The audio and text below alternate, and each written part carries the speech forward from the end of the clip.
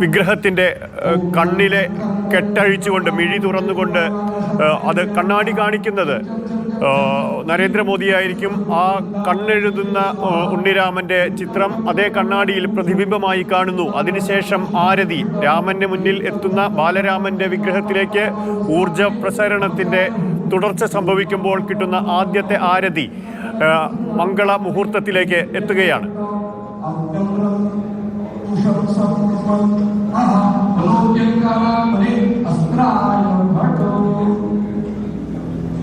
एवं आत्मनिकृत्वा हस्तं प्रक्षाल्य देवी पुण्याना देवस्य कपोलं देवा अमृतं दत्त्वा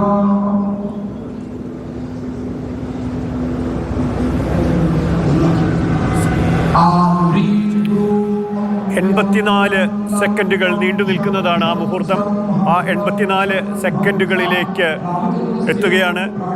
നേത്രോന്മീലനായതിന് ശേഷം ഉന്മീലിത നേത്രനായ ബാലരാമൻ്റെ വിഗ്രഹത്തിലെ മുന്നിലാണ് വരും ദിവസങ്ങളിൽ വിശ്വാസസാഗരം എത്തിച്ചേരുന്നത്.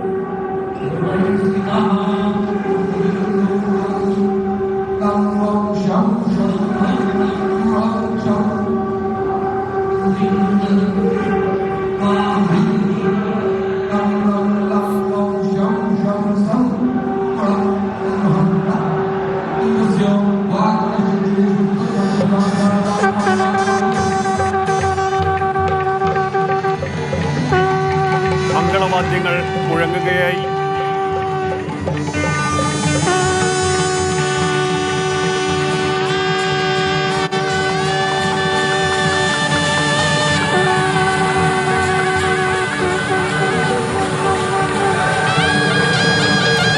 നേത്രോന്മീലനത്തിന്റെ ചടങ്ങുകളാണ് പുരോഗമിച്ചുകൊണ്ടിരിക്കുന്നത്.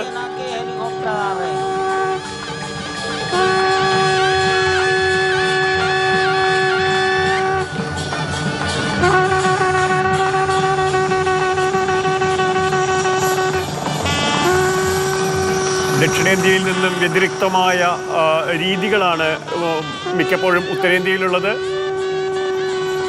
വിഗ്രഹത്തെ തൊട്ടുതൊഴുന്നൊരു രീതി നമുക്കില്ല. പക്ഷേ ഉത്തരേന്ത്യൻ ക്ഷേത്രങ്ങളിൽ എല്ലാം അറിയാവുന്ന പോലെ തന്നെ മറ്റൊരു വിധത്തിലുള്ള പൂജാ സമ്പ്രദായങ്ങളും ആരാധനാ സമ്പ്രദായങ്ങളും ഒക്കെ തന്നെയാണുള്ളത്.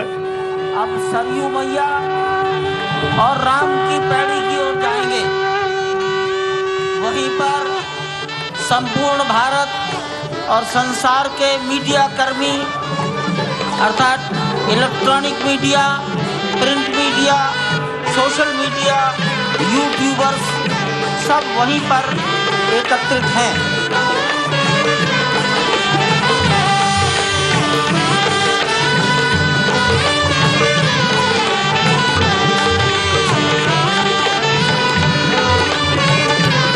വിശ്വാസികൾ കാത്തിരിക്കുന്ന മുഹൂർത്തമാണ്. ലോകമെമ്പാടും ഈ നിമിഷം അയോധ്യയിലേക്ക് ഉറ്റുനോക്കുന്നുണ്ട്.